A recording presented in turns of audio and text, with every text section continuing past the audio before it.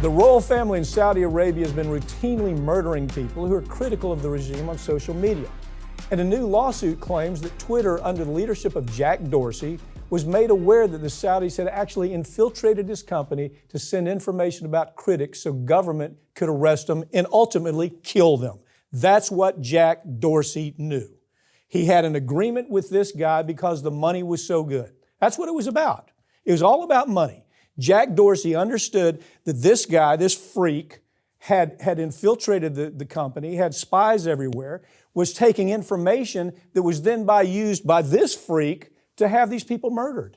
Yeah, that pretty much lays it out. And we know, based on this lawsuit, there were at least, I believe, 3 individuals with close ties to the Saudi royal family that got these high up positions at Twitter. And they were sending messages. One of them said, proactively and reactively, we will delete evil, my brother. Yeah. That is what they sent to the royal family, the Saudi national who had become an official, or not an official, but a higher up at Twitter, who was there getting the information, looking through, seeing who was being critical of the Saudi royal family, and sending that information directly back to them. And people act like Musk is the psycho here. Jack Dorsey is the friggin' psycho. Jack Dorsey understood exactly what was going on, but he had that cool, creepy kind of mojo tech look, the whole beard, the whole what I call the Mocha Java crowd. He was a Mocha Java celebrity. It was disgusting. And now we find out exactly what he was about. There's zero question. You pointed out at the end of this article, I thought it was really interesting, but they say, look, Jack Dorsey met with this freak who they knew had killed Khashoggi. They knew that. They knew his history of beheading people, an average of 80 people a year, for just being out there and objecting to what this freak was doing to their country. And Jack Dorsey is all in. I got to tell you something. If you're following Block, this new program, stop. Because all you're doing is you are furthering this guy.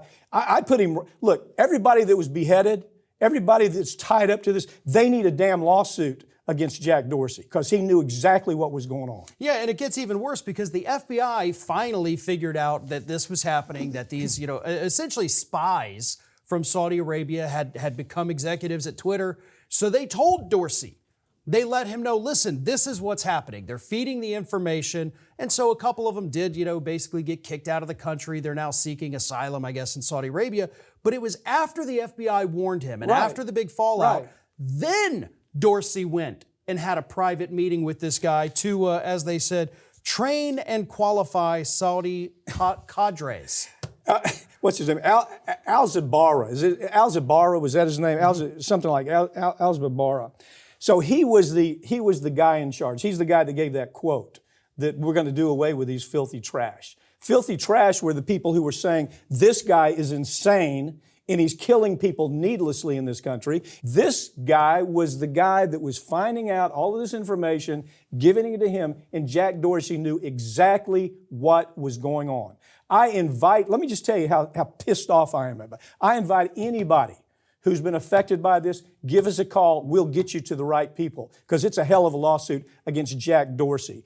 And if you're like this Jack Dorsey fan because, well, he was just so cool. He had that beard. He was, Mocha Java celebrity. You are kidding yourselves.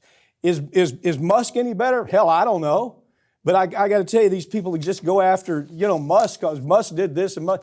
Jack Dorsey was a silent killer. And that's what this is showing right now. Yeah, and look, we do know Musk still has Saudi money going into that's Twitter. Right. And that is problematic because the money buys access. So, we're not just talking about a government spying on people, which is bad enough. This government is hunting them. Look, and how about this? Now, this is an aside. The day, this love affair that we have with Saudi Arabia, the day that we're recognizing what these folks did on 9/11, the U.S. government is agreeing to a deal with Saudi Arabia worth $20 billion on international infrastructure, and they're celebrating what a great leader he is, what a great visionary he is. arms around him, man. Like, this is the guy that we're all part of. In the same day, MSNBC going off and trying to say, well, 9/11 really wasn't any different than the Allende story. Did you follow that? I saw a lot of that yesterday. 9/11 wasn't any different than the Allende story. Well, we've talked about the Allende story plenty. But this MSNBC, I don't even know his name. I don't watch MSNBC anymore. But he goes on and says, it's not so bad. U.S. did the same thing with Pinochet down in Chile, right? I don't know. This week has just been one weird story after another. And these stories that surround him, I don't know what it's going to take for the American public to say, this is not our friend. If he could invade and blow us to hell, he would. And we'd sell him the weapons to do it. Train him right here to do it.